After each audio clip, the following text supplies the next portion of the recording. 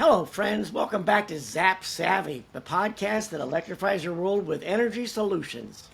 That's right. We're back for episode 4, and I'm Mike Sokol. And I'm Doug Curtis, and we're your hosts. Today, we'll be continuing our discussion on solar power from the last episode, taking even more of the deep dive into solar power. But this time, we're going to be breaking down what you need to know about going solar, including the price on your house. Previously on our last episode, we were teasing you that we would be doing a cost breakdown analysis of solar power in 3 different locations: Seattle, Maryland, and then Monterey Bay, California. So, in this episode, we're going to give you access to some cost estimate calculators as really helpful tools. And then we'll break down the performance of solar in the home and how it performs. Mike, why don't you refresh everyone on the biggest reason people are going solar? Well, they do it for a variety of reasons. One thing they do is they consider about reducing your carbon footprint. That is how much you can reduce your impact on the environment. That's all good. Also, if you're going to be doing things in a tiny house out in the woods, or you're going to be doing this in your camper, your RV, you want to be able to go boondocking or setting up in places that don't allow generators. They're also really, really great backup power systems in case there's a natural disaster, hurricane, a flood, or whatever. If you've got power, then you have the power to do things. Plus, the last but not least, the economics of this. You can save money on your electric bill, and we're going to show you how some of these systems can actually pay for themselves in under 10 years. That's what I want to hear about, Mike, because I'm a little bit confused about everything going solar when it comes to my house. I mean, I know a lot more about, designing packages for RV solar. And in thinking about that, I'm saying, what are really some things that we need to consider putting in a solar system? I mean, what's the most important thing? Because there's so many things. Can we limit it a little bit? Well, I think a couple of things, and we're going to be having to use some terminology that we've explained before, but I'll also touch briefly on this. So the one thing is, how many kilowatt hours per day could this solar system produce? And it will produce more, of course, if you're in southern states with a lot of sun, less in northern states, more during the summer, less during the winter. Can it power your house off grid? So a number of the solar systems, and less expensive way to do this is something that only takes care of the power, reducing the power usage coming into your house, but they may not have a backup battery system. We'll show you 2 examples. And the other thing is, how much carbon mitigation does it actually do? There's all kinds of discussions on that as to, how much does it take to make the solar panels and everything. We have a few ideas on that for a future episode. But before we get into it, let's talk about the 2 different types of solar packages you can get for your house. The more expensive way we have on the first picture here, and it shows you that you've got solar panels and you've got battery backups and you have an inverter, and you'll generally also be tied into your local power grid. But whenever the grid goes down, you could run off a solar panel for days or weeks or even forever. But that costs you extra because, you need batteries in addition to the solar panels and everything else. A less expensive system with faster payback does not include the battery backups. So you can see in this picture, it basically has a way for you to send some of the excess power that you've got back into your local power company. And depending on your power company, they may either credit you for free electricity that you can use later, or they may actually send you a check at the end of the quarter. Oh, I like that idea, Mike. But how do we even get started about calculating the cost, and what is the return on investment? I mean, we always call it ROI, but I know if I was going to put a system in for my house, which of course my wife was talking to me about, I got to figure out how to calculate this. Can you help me? Sure. And of course, ROI is a business term that all of us in business have used for decades. And they say, okay, how much is it going to cost and how quickly will it pay it back? So if you have an ROI, if you invested $10,000 in something and it saved you $10,000 a year, you have a return on investment or an ROI of 1 year. Now, that would be great, but that generally doesn't happen for solar. Let's talk about a few systems that I know of. These are some of my personal friends. One's my brother that did an install in Monterey Bay. And so let's look at a couple of things here. So right now, where are we? We're in Seattle.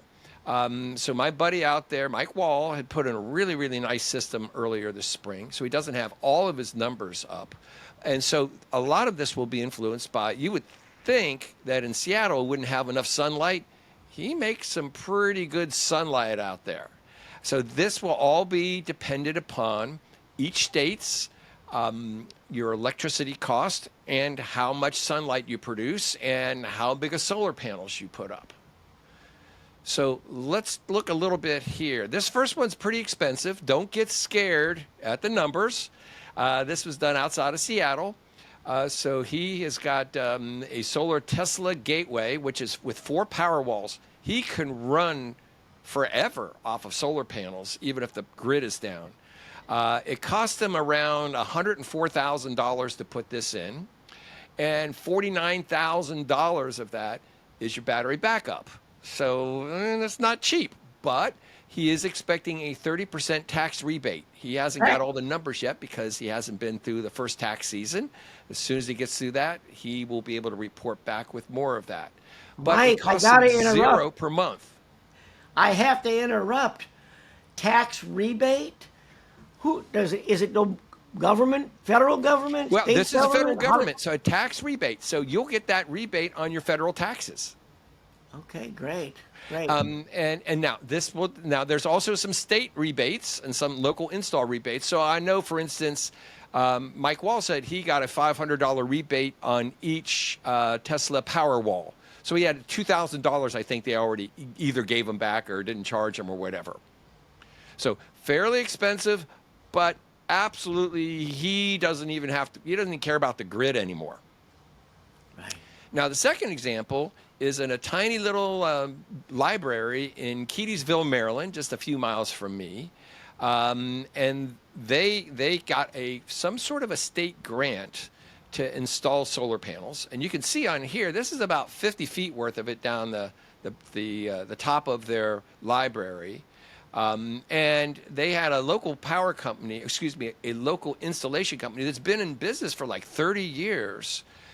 Install this. So they generated 1,200 kilowatt hours, which would be 1.2 megawatt hours in July, and only consumed 644 kilowatt hours. So basically, they were making twice as much energy as they needed, which is, I think, pretty cool. They put that back into the grid.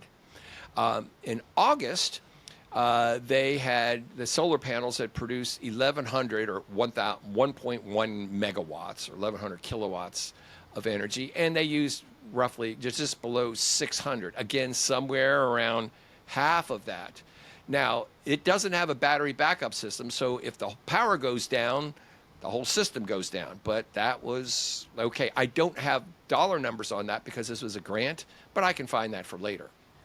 Mike, let me interrupt here for a minute. I'm wondering about kilowatt hours for my house. And are we going to be able to share something hopefully later about how people can find like a calculator for my house versus... I found a really nice one from Champion Power Equipment. And basically you plug in the kind of stuff that you've got. Now, what they're talking about is how much generators you need in order to do this. But from the generator amount, it's pretty easy to figure your solar amount. And I'm looking for better calculators out there. But yeah, it'll start to give you an idea. The more heavy appliances you run, the more it's going to take. But again, I'm starting to see some calculators that are looking pretty good at just as opposed to just trying to sell you something. Good. What about that story in Monterey? Okay. So this is my twin brother. Yeah, you didn't know I had a twin brother, did you?